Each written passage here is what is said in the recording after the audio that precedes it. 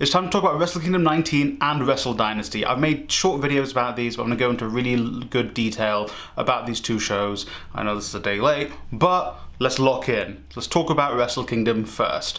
So Wrestle Kingdom overall, I really enjoyed the show. I think there were maybe two matches that maybe were less than expectation, or maybe one that didn't meet expectations, and one that I liked that people didn't like, and another one that was a House of Torture match. So, first off was the Rambo. I didn't catch the Rambo, but I'm glad Goto won. I love Goto. Is he going to beat Zack Sabre Jr. for that world title? Probably not. Like 99.9% chance he won't, but there's that tiniest chance he might. We'll have to see. Then we move on to the Tokyo Terror ladder match, the first ladder match in the Tokyo Dome. So, I didn't mind this match. I like ladder matches and I like tag team matches. I just feel like if you needed probably more veterans in here, more guys who knew how to run ladder matches in this match to help guide them. I think a lot of the guys probably hadn't been in ladder matches before, and thus they kind of were a bit unsure. And I don't know who booked this. Maybe Gato hasn't got too much experience with ladder matches either. There was a lot of getting to the top and pawing at the title, and I know people do that, but it happened about 4 or 5 times, and I think you need to reduce the amount of spots that do that, because it just doesn't seem believable. But still enjoyable. I just think do more ladder matches at smaller venues, and also ladder matches at smaller venues would look so cool. I think I saw a ladder match in Blackpool at Winter Gardens and it was awesome. And I think a smaller, more intimate Japanese crowd would adore a ladder match. They just need to do that, I think. Next up was the women's title match between Mai Iwatani and Azumi. Fantastic match, really great. They didn't give them a lot of time, which is a shame. And I mean, even the last Wrestle Kingdom women's match didn't get a lot of time either. Give these matches another 5, even 10 minutes, and they can really go. It was great. And for people who are maybe foreign audiences who don't watch New Japan regularly or don't watch Stardom regularly, I think this is a really awesome way of introducing them to Stardom particularly, but they need to give them more time. Some of the other matches definitely could have been shorter. You know, 5 matches here and there from 2 matches, give this match an extra 10 minutes and let them really go would have been awesome. But still a really great match, and Maya Iwatani is on this basically crusade to have more title defenses than Okada, and I think they'll probably do that. New Japan World Television title Fatal 4-Way, this was just like up to 15 minutes of 4 pretty big guys going at it, and hey, it was still good. Ren Narita using the paddle, like the press-up board, was a bit but I know he's in House of Torture, so he kind of has to do that. But, you know, overall, a decent match. It is a television title match. And so, yeah, it's not bad. Okay, Lumberjack Death match between Tanahashi and Evil. Listen, I love House of Torture as much as the next guy, but this match should have been like a 5-minute squash for Tanahashi. Even Shibata didn't come out until after the match. This match served to set up the match on the next night between Shibata and Tanahashi, and I'm like, okay, like this House of Torture match didn't need to be that long. I don't know when they're shaving Evil. Maybe they shaved him on like New Year's Dash, but I've not seen anything since Wrestle Dynasty, so I'm not sure. Let me know in the comments down below if they've already shaved his head. But like, guys. And then talking about the end, Shibata comes out, fights off House of Torture, and then he challenges Tanahashi to a match. And then overnight, Tanahashi was like, motherfucker, you're not getting your hands on a microphone, and we are not fighting in that ring. You are not dying on my watch in that ring. And we'll talk about that more when we get to Wrestle Dynasty. Shingo versus Takeshita in a title versus title match, basically the AEW International Championship and the Never Openweight title. This was sick. Just like big meaty men slapping meat again. Takeshita looked like an absolute star, and I think that's something AEW needs to work on. I think the presentation New Japan had for him really like made him feel like a big deal, and I think that's something AEW needs to work on, whether it be their production or just his entrances and stuff. He looked great. Shingo, as always, looked great, looked massive. I know a lot of people were upset that AEW wrestlers were picking up titles from New Japan. I think in the context, it made sense for Takeshita to pick it up, especially with the news that came out after Wrestle Dynasty, which we'll talk about when we get to that. But also, you need more challenges for Zack Sabre Jr., and I think getting that Never title off of Shingo gives him more of a reason to go after the world title. So then you can have Shingo versus Zack for 1 or 2 matches. You can really build Shingo for, if you want to, he can, main event a Tokyo Dome match. He has that presence to be able to do that. So if you want, you can use Shingo in that role.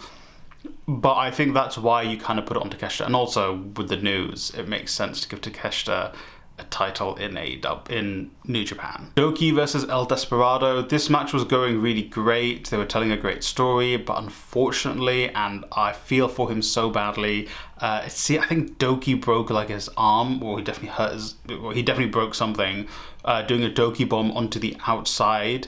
I think his arm got caught in the barricade, and props to the referee straight away. He was like, we're ending this match. Doki is hurt, we're not continuing. And sometimes wrestlers are like, oh, I've broken my shit, let me keep going. And the ref was like, we're not doing that, end of the match. El Desperado then, he was like, I've probably got like 5 minutes, I need to fill or something. And so he cut like a nice promo. He was like, Doki, you proved that you are willing to go this far because you love this sport. I'm not going to say sorry to you because this was you demonstrating how much you love wrestling.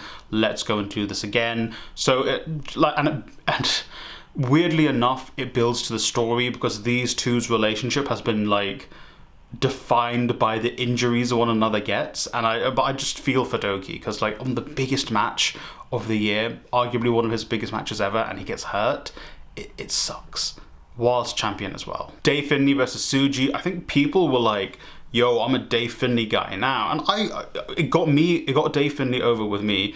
Tsuji is awesome. I think this is probably everyone's match of the night. It's either this or the Takeshita match. So I love Tsuji as well. Tsuji is my guy in New Japan now. I want Tsuji to be main eventing Tokyo Dome shows like now. I think he's got it in him. Next year, I can see him in the main event. I thought he would maybe main event this year, him versus Zack Sabre Jr. in a rubber match for the IWGP, after the G1, but they decided to go with Shooter. I really think like Tsuji is the future of New Japan, and Dave Finlay is like the present. Dave Finlay definitely can move back into that world title scene if he's sticking around in New Japan. I know there's like contract stuff people are discussing, but Dave Finlay did great. He was really dominant. He just was throwing the brick wall at Tsuji, and Tsuji, for his credit, gave it back. Like, it was very believable that Tsuji won. I know in Dave Finlay's following match was a bit iffy, people with how it ended, but this genuinely felt like it made sense that Tsuji won. So props to Finlay, and even he was selling at the end. It's like, how did I lose that? And Tsuji just was, Tsuji. Tetsuya Naito versus Hiromu Takahashi. This is a match I wish they did like 5 years ago. Look, it co-main evented in my opinion because they weren't sure on how strong the main event was going to be. I don't think people really believed Shooter being in the main event in the Tokyo Dome. And I think they were like, Naito and Takahashi are legends in New Japan and they can really sell a co-main event. It's clear Tetsuya Naito's knees are gone, and it's clear he can't see properly. So really, it underwhelmed because Naito couldn't go all the way. And even Takahashi, look, it's been like 5 years and he's consistently gotten injuries, and so it's understandable that he's going to slow down as well. So I feel like this match 5 years ago, when they were like at their peaks or at least physically in better shape, would have banged.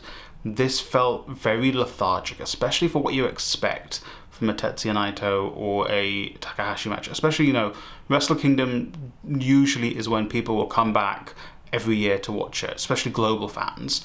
And so, you know, people who only watch Wrestle Kingdom once a year, or people who will watch Wrestle Kingdom and maybe Dominion or something, they're going to be expecting Naito to be going all out. And maybe for the Japanese crowds this made more sense, but I just like, give Naito at the very least a break. Now onto the Wrestle Kingdom main event, Zack Sabre Jr. versus Shota Umino. I didn't mind this match. People were just bagging on this match, being like, Shota's not ready for the main event. Someone was like, Zack Sabre Jr. is not a main eventer. He was like, I'm not gonna name names. He was like, Zack Sabre Jr. is a 15-minute mid-card match. He's not a main event of the Tokyo Dome. I'm like, listen, okay, put some respect on Zack Sabre Jr.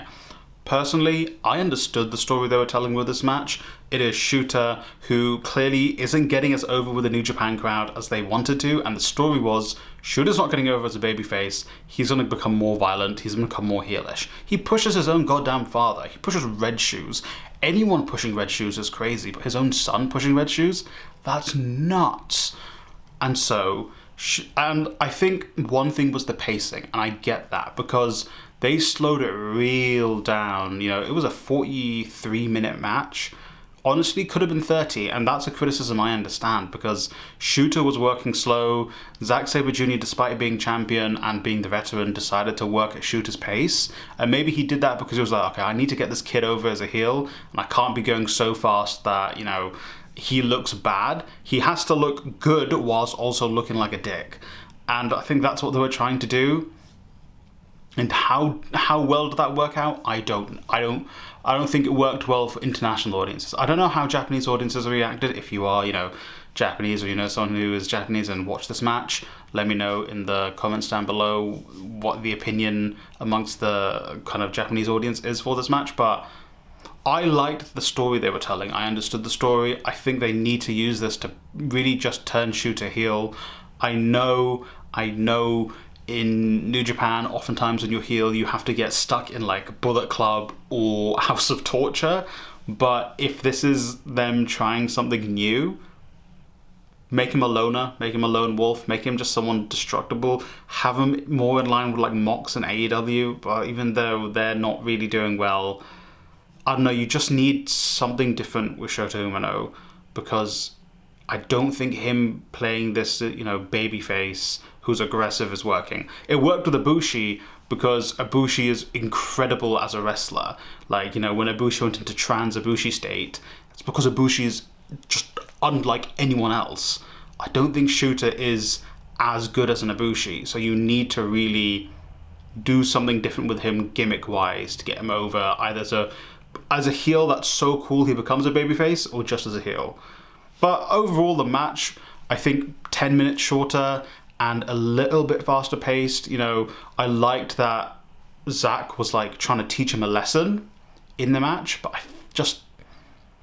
it was like a 3-star match. And I feel like I think just slightly faster and it would have been better, or a shorter, more concise match. I didn't mind the story. I didn't mind Shota's wrestling. I think he's a good wrestler anyway. I just do think maybe it's 15 minutes too long. And that was Wrestle Kingdom, so unfortunately your main event isn't your highlight, and neither is your co-main event, but you can see the younger or newer talent that is emerging that can be your future. Tsuji, Takeshita, now that he's signed for New Japan, spoiler alert. You can see they're moving pieces with Shingo to move up. TMDK, you know, holding so much gold. Even in, you know, the TV match, you've got a lot of good talent there. I really think there's something building there. And now onto Wrestle Dynasty, which was billed as like a 5-company thing, but it was like New Japan, Stardom, Ring of Honor, AEW, and CMLL. So like 3 companies, like Bushiroad, AEW, and CMLL. And CMLL only had 1 match on the main card, and I was like, what? Put some of these guys in other matches, really. If you like, luchadors have a long and storied tradition in New Japan. You know, put them in the tag match as well. You added Naito and Takahashi to the tag match, and you didn't add any CMLL wrestlers. So I don't really get that. But let's, you know, get right into the show. I didn't watch the pre-show, so I can't really comment on that, but I heard the women's match was fantastic, and I'm a bit disappointed that it wasn't on the main card.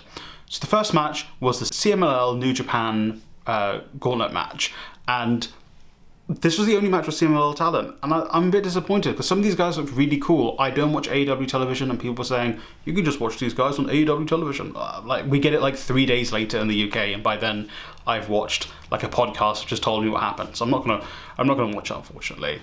But awesome showcase for a lot of these luchadors. They were so cool, and then it was basically like junior heavyweights from New Japan and luchadors from CMLL.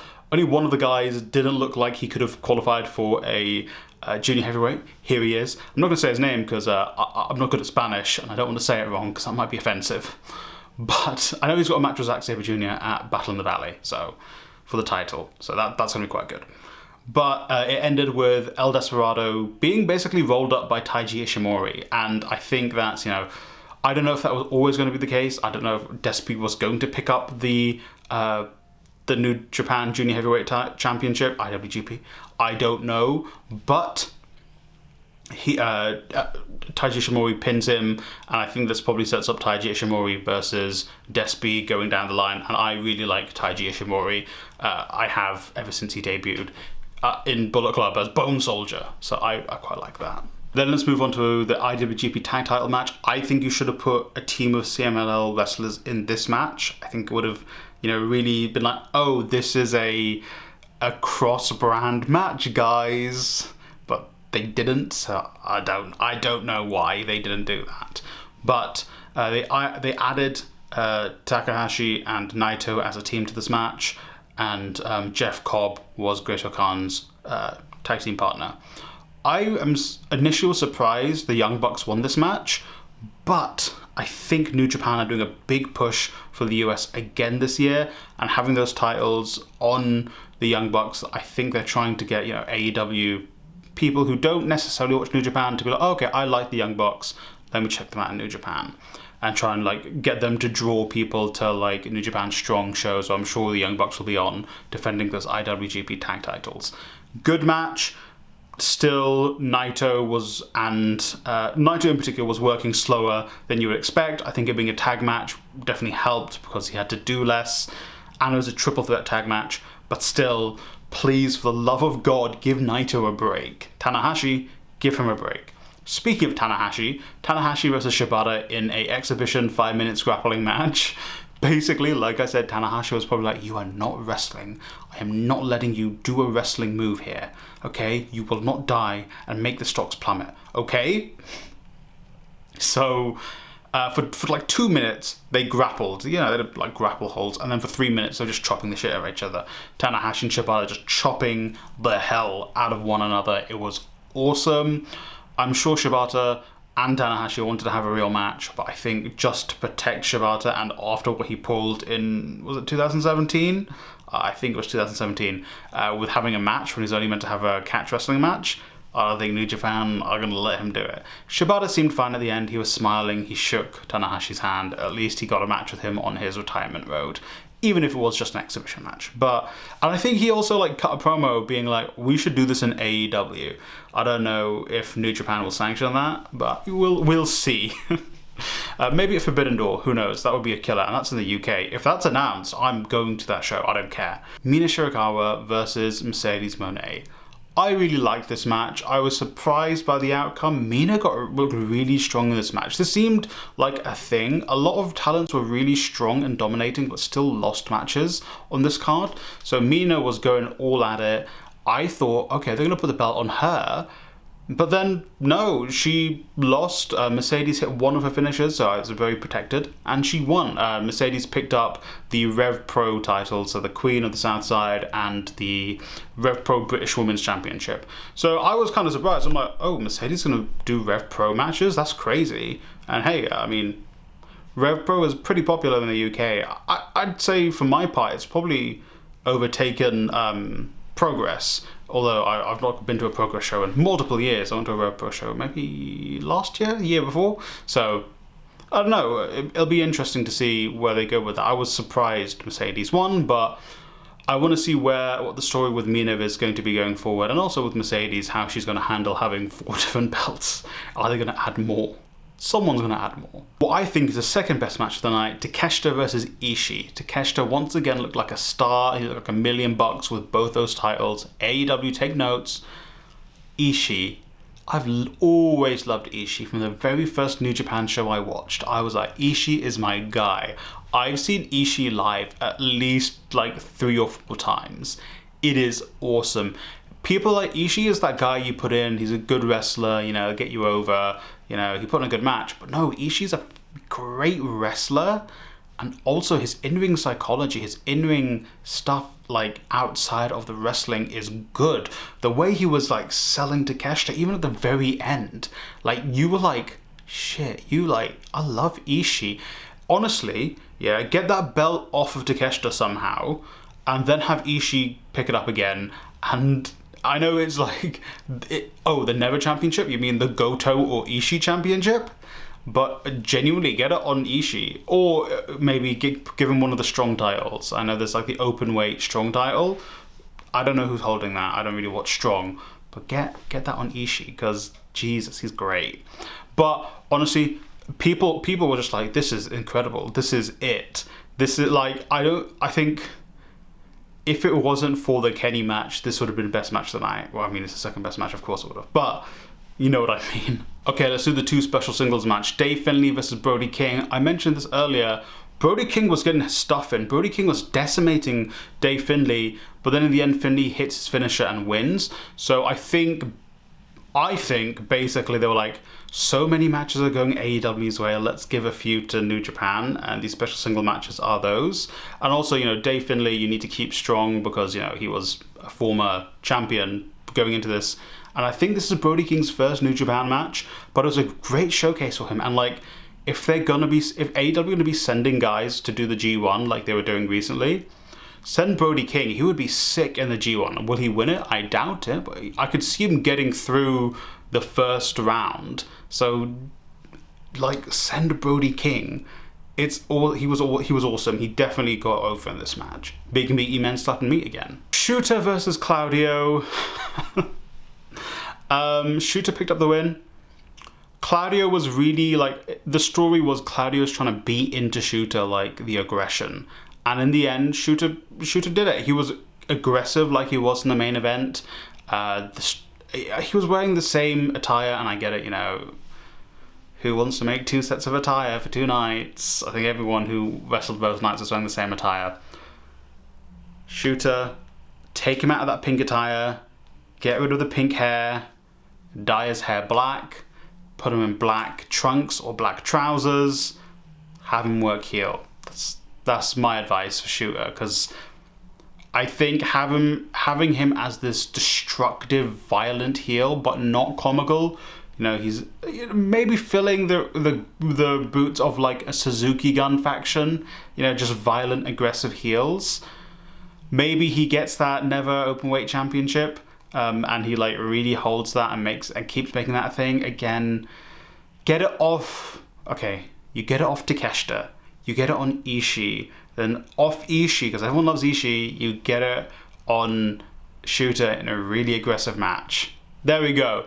I booked it. Gato, I'm ready to be hired. Okay? Contact me, Gato. That's what I think they should do to get Shooter over, because I think he can work. You just turn him heel. Tsuji versus Jack Perry. You know, I'm not down on Jack Perry. I just think he's fine. Yeah, he's okay. He's good. Does good character work. His wrestling's fine. Tsuji obviously picked up this win, and Tsuji was fairly dominant in this match. And again, just goes to prove Tsuji for world champion 2025. I'm just saying. Match of the night: Gabe Kidd versus Kenny Omega. Okay, like wow. Like, even without the background of this is Kenny's first match in 13 months. Kenny has just recovered from diverticulitis. This match would have been brilliant. That on top is just the cherry on top. Gabe Kidd, awesome. He looked amazing. He gave it to Kenny, you know. Again, Gabe Kidd also someone who is a world title contender. This is the thing. I think people were down on it because they were like, on the 2 days, because they're like, oh, New Japan's not at its peak. But when watching the show, you can see all of the relatively young talent. Wrestlers are rarely young. But all this great talent they have, like, the second half of the decade, I think will be a great second half of the decade for New Japan. Gabe Kidd being one of those guys. Kenny was fantastic. His entrance music from the composer of Final Fantasy 16, which like arguably is the best video game music I've listened to in a very long time, was awesome. His presentation was awesome. You can see the differences. Gabe Kidd was kind of overall pretty like pared back. I'm New Japan, I'm here for the wrestling. Kenny was a little bit more flamboyant, a little bit more pageantry, as Kenny always has been. But man, violent, aggressive, bleeding. I think Kenny bled a lot. I saw that I don't like when wrestlers bleed. I get scared because, look, my favorite wrestler all my life has been Eddie Guerrero, and that man used to bleed like a motherfucker. And so I get a bit antsy. He used to pass out a lot backstage. So that was my only thing, like, and that was just in the moment, seeing all that blood dripping down Kenny's face. Like, Gabe Kidd went for Kenny's stomach multiple times, really selling that story of the diverticulitis. I don't know if Kenny actually got hurt. Kenny was definitely working heel. I'm pretty sure the crowd was cheering Gabe up until like the end, where Kenny started really getting his shit in, and the crowd obviously were popping for like, oh, it's Kenny Omega. But they were totally on Gabe Kidd's side, which was awesome. You know, he was aggressive with the young lions, that being Kenny, which played into Gabe like trying to protect the young lions. They had table spots. I didn't like the unprotected headshots with the table and the chairs. I know, well, those tables are crazy in Japan, but I feel like they're a little bit more flimsy than they used to be. But the chair shots, and I know they were using the padded side of the chair, but still, I don't want to see that. I think Gabe put his hands up for his chair shot to the head, but I don't remember Kenny putting his hands up. So again, like, I love the graps, but chair shots are a thing where I'm like, don't do them to the head, or make sure their hands are up, or make sure you put your goddamn hands up. That was my only con with this match. Other than that, fucking 5.5 stars. Incredible. Like, this is a match of the year contender, arguably the match of the year, and it's January 7th as of recording. This is a match you will show people to get them into wrestling. Like, if any of my mates are like, oh, I want to watch a wrestling match, here. Here's Kenny Omega versus Gabe Kidd. It's crazy. And Chris Charlton, obviously, he's gotten into some controversy. I thought I read somewhere he was going to take a hiatus anyway this year. And now, like, Dave is saying, oh, he's on hiatus because New Japan weren't happy with the comments he made about AEW. I thought I read a post or something from him saying, I'm going on hiatus anyway, but maybe I'm thinking of someone else. Maybe it was Kevin Kelly, I don't know. But I had a feeling he was going on hiatus regardless, so I'm not sure. But didn't take away from the match. But just go and watch this match. If you're going to watch one match from the weekend, watch this. And finally, our main event, Zack Sabre Jr. versus Ricochet. I'll be honest, following that Kenny match is impossible for anyone. It's so hard, and I know people were arguing, Kenny should have main evented. And I'm like, look, it's your world title. Your world title needs to main event. There's only been one case where it's not, and that's when it's the IC title, and it's Tanahashi and Nakamura. Okay, 2 of the 3 Musketeers. You can't not have your world title in the main event. And I get it, you know, it wasn't as good as that penultimate match, but you just have to have the title there. And this was a better match than the Wrestle Kingdom match. Ricochet and Zack Sabre Jr. were on the same page. They were working faster. Ricochet really proved, you know, he is a main eventer. Is he a Tokyo Dome main eventer? But we're not sure. We're not sure on that yet. But he's definitely a great wrestler. He was working heel here.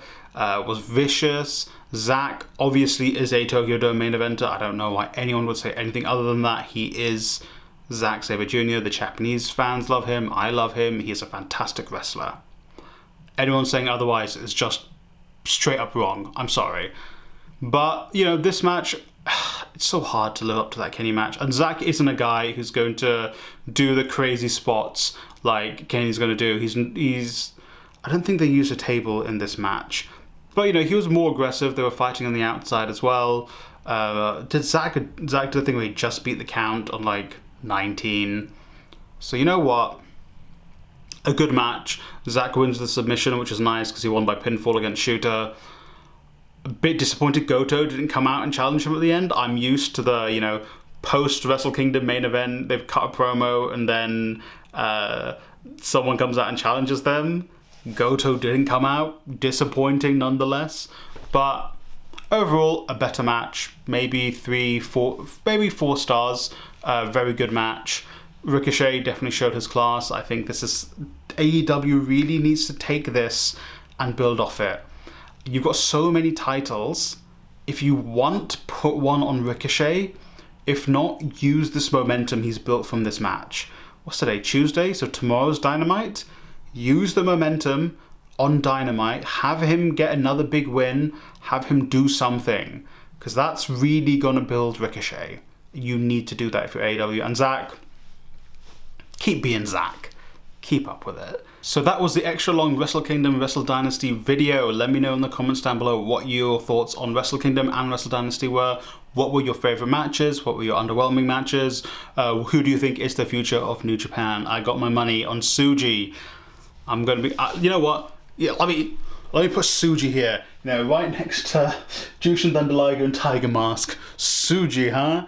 No, but actually the guy who makes these, he started making stuff again, but he's not selling another one like this. I'm trying to get in touch with him so I can buy a third one or a fourth one, so it looks great. Anyway, I digress. Let me know in the comments down below. Thank you for watching, and I hope you watch some great wrestling today.